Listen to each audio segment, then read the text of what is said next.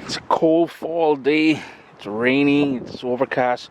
Wow, there's a ton of peppers to pick, boy. But I'm back here today. I'm looking for three things. Some of this celery. It's nice and beautiful. Some of that parsley down there. And over here, I'm hoping we've got some jalapeno peppers. Yep, we got a couple of them.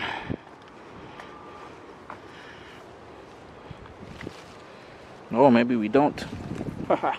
No, oh yeah, there we go. So we got some jalapeno. And we also got I believe it's called serrano. So yeah, we got, ooh, got some big ones back here too.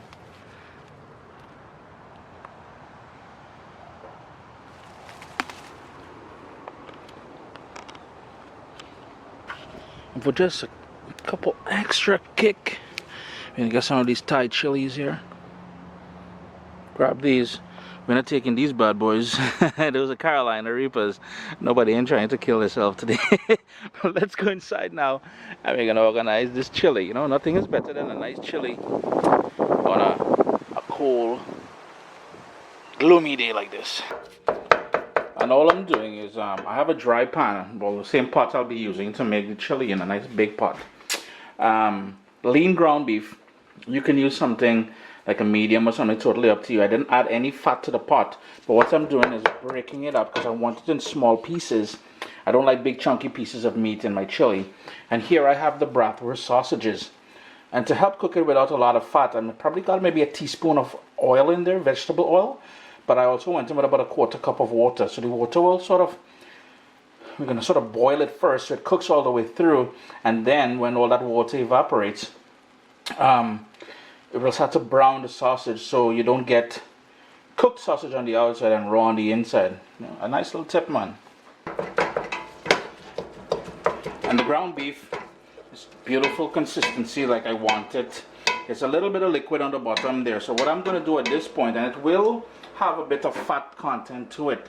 So what I'm going to do here now is go in with my onions, and that is just a large onion diced.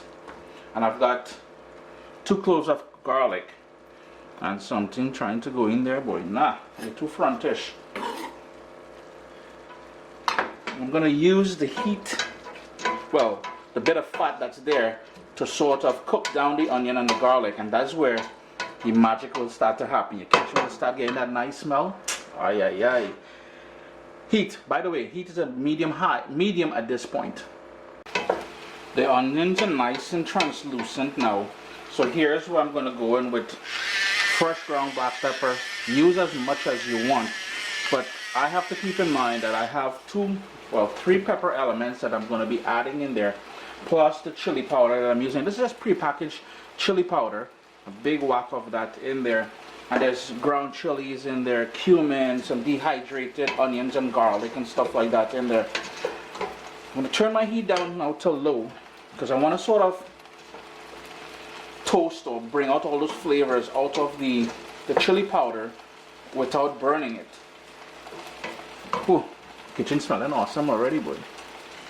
Now if we shift our attention over here, you can see exactly what I mean. All that liquid has burnt off. A little bit of oil on the bottom of the pan there. I'm starting to get the color on the sausages. And I can guarantee you it's fully cooked all the way through. Quickly switch back here now, and we're going in with that celery we got from the backyard.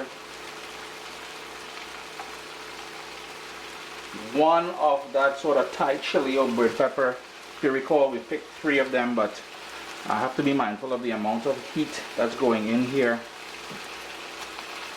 I think in the backyard I said serrano pepper, but it's really a poblano. Small thing, same family. And then that 1 jalapeno, seeds and everything in there. Give that a quick stir. You want to soften up all of that a bit too. And to be honest with you, when I am making a chili, a stew, a soup, anything like that, it's a great opportunity for me to clean out the fridge. So you will find that my chili is going to be a little bit different than your traditional stuff. Found some red bell pepper in the fridge there. Was about to go bad, so I'm just gonna go toss that in there as well. Make use of it, you know. Plus it's gonna add a wonderful flavor at the end of the day. Then off camera I went in with some white mushrooms, just some button mushrooms and a large carrot. And if you're not paying attention, the reason why I'm going in with all these ingredients as well is to add not only to add texture, but I'm making a big pot of chili. And what I usually do is, well, my daughters usually they eat the chili, but I also send some down for my mom and my niece out in Toronto, so I'm trying to make sure we have enough for everybody here. And for the sort of bean element, out of a can, but I usually rinse it off really well because I'm not trying to get all the sodium. That is some black beans. And if you wanted to use red kidney beans or white kidney beans, some garbanzo, whatever it is you like, you can rock that, right? It's coming along nicely, but I need a sort of a braising liquid to go in there. So I remember seeing a beer. Well, I guess it's probably the only real Caribbean ingredient that's going into this chili. But a beer is going to go into there now. Now, if you're worried about the beer, the alcohol and all of that is going to evaporate. So don't really stress too much about that. If you wanted to use apple juice, chicken stock, beef stock, any one of those things would work. Water would work good too, man. No, this is not a paid promotion for Stag. It just so happened I have a Stag in the fridge there. Well, technically it wasn't in the fridge. I know who's trying to drink my Stag and put it in the fridge there. Give that a nice quick stir. And that Stag will work nicely with the bratwurst sausage that we've browned off, and it's cooling right now. I'm going to allow it to cool a bit and then I'm going to cut it up into pieces. We'll need more liquid, and that is where I'm going in on with some diced tomato. That's the whole tomato element to this, but we're not done yet. No, we still have more to go here. Now here's the thing, this is not by any means a Caribbean chili or anything like that. So the recipe itself will not be found, the principal recipe will not be found on caribbeanpot.com, but I will list all the ingredients I use down in the description below. I got all them, man, don't worry. I'm gonna go in with some pureed tomato as well at this point here. And if you have passata, you can use passata as well. And I like it because here's the thing about that. Everything's going to combine and you can see what I'm talking about. Look how immediately it changed the look and overall texture will change. We still need some salt in here. We still need, let me go in one time. Bam, couple bay leaves.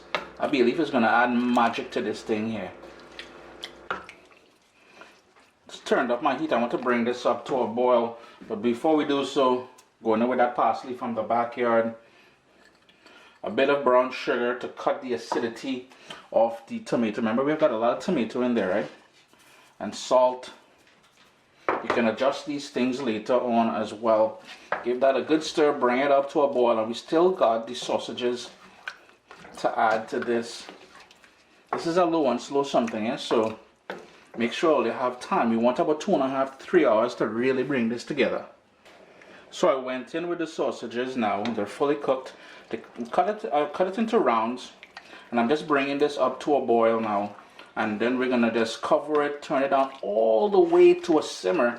And if you have a slow cooker, you can toss this in the slow cooker now, crock pot, whatever.